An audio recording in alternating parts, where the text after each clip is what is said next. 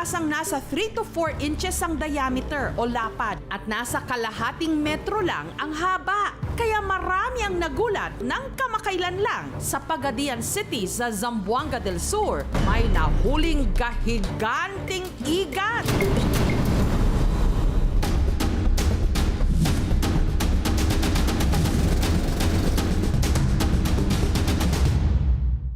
Nasa 1.5 metro ang haba at ang timbang umabot ng 13 kilo, 5 beses na mas malaki sa pangkaraniwang igat. Nabili ito ni Arman sa Agora Market sa halagang 2,500 pesos. Kakaiba po yung kulay. Parang alien. Talagang hindi mo siya pwedeng mapansin. Sobrang laki po talaga ng igad. Kulay gray na may batik-batik na itim, parang dambuhalang ahas. Kunin na natin itong mga lamang loob.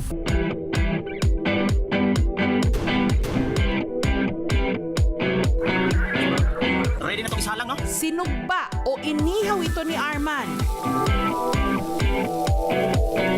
At pinagsaluhan nila ng 8 pa niyang mga kasama. Ayan, no? Yeah, okay. Kasagaran sir diya sa ang kanang ubod sa kamatuan sa mamakuha. Usay sir makuha naman sa panara, usay makuha po naman sa pukot. Ang nahuli niya sa araw na ito, giant igat na ang bigat, 8 kilo. Ibinagsak niya ito sa tinderang si Jenilyn. 20 per kilo, minsanan lang yung 13 kilos to 20 kilos bawat linggo po. Ay makukuha po kami ng 1 o 2 piraso. At dahil na-miss daw ni Arman ang lasa ng igat, bumili muli siya nito at tsaka ginataan.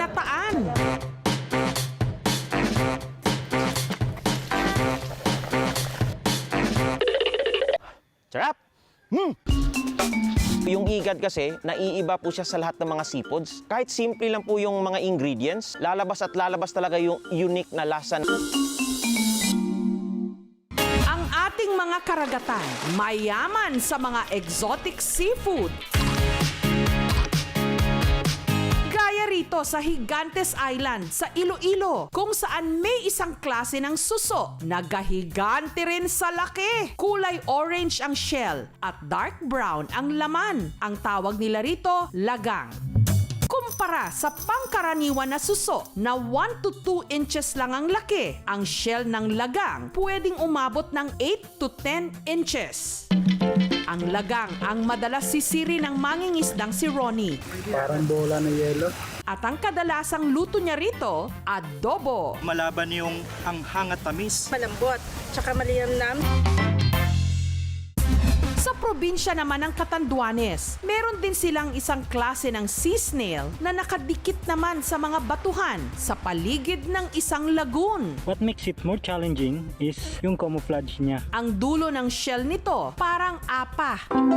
Tinatanggal, bagamat maliit. Pagkasarap-sarap naman daw, lalo na kung gagataan. Ang tawag nila rito, tuwad-tuwad. Isinunod nila sa pangalan ng lugar kung saan ito makikita, ang Tuwad-Tuwadan Blue Lagoon. Bukod sa magandang mga tanawin, masarap maligo. With 74 strides stepping to the concrete pathway and handrails, you need to explore and experience Tuwad-Tuwadan in your own way.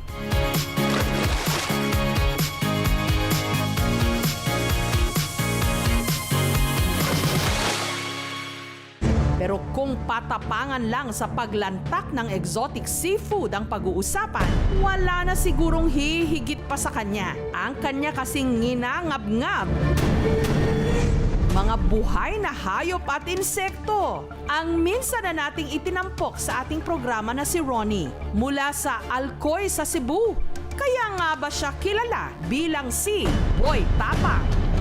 So what's up? Wait, Tapang nga pala. Ang next entry natin ngayon, kakain ng exotic foods. Bulate. Treat ko lang yung kinuha. Sobrang laki ng pinagbago ng buhay ko. Nakabili ako ng mga gusto ko at nakatulong sa ibang tao. At dahil sa views ng kanyang content, aba, nakapagpatayo ng bagong bahay. Nakabili ng mamahaling motor. May gold na tayo ba? Mayaman na tayo. At nabigay ang pangangailangan ng kanyang ina. Galing sa YouTube ba? Ibinabahagi rin ni Boy Tapang ang kanyang natatanggap na blessings sa kanyang mga kapitbahay. Yung pinaka-exotic na nakain ko na gusto kong kainin ulit ay yung sea cucumber. Kaya nung araw na yon, nanguha siya sa bakawan ng sea cucumber o kung tawagin, balat. Parang uod na mataba at kulay itim ang balat. Nakapuno siya ng halos kalahating bao. Ang nahuli niyang balat, wala nang luto-luto. Diretso sa tiyan. Kaya napakita ko kung paano ito kakainin.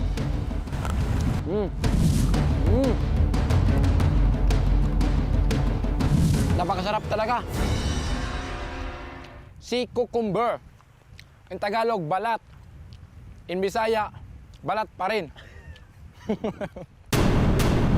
Nakakatakot mang tignan. Pero para sa ibang mga nasasarapan, ang lasa ng mga pagkaing exotic, wala stick.